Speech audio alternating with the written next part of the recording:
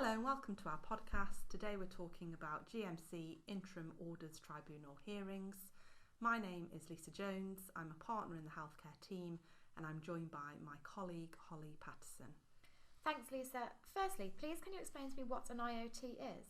An IOT is a tribunal run by the Medical Practitioners Tribunal Service, and their remit is to determine whether interim restrictions should be placed on a doctor's registration pending the outcome of the GMC substantive investigation.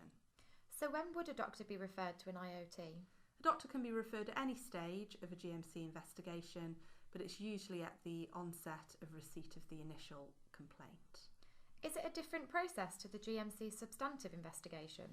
It is separate but runs in parallel to the GMC substantive investigation, so as a result any interim restriction effectively falls away when a final decision is made. What types of cases are referred to the IOT?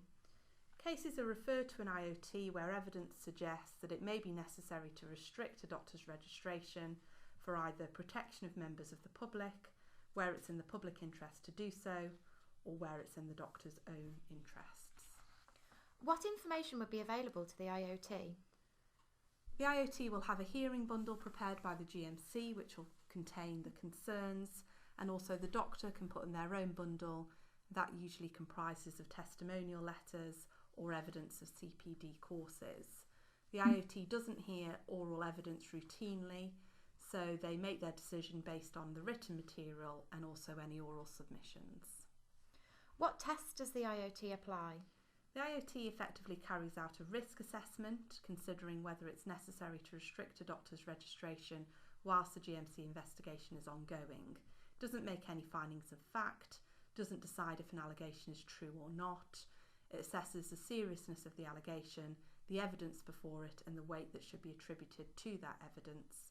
They also have to take into account proportionality, as any restriction on a doctor's registration can have significant consequences for the doctor. What orders can the IOT make? The IOT can make no order, can impose conditions from a conditions bank, or also suspend a doctor's registration.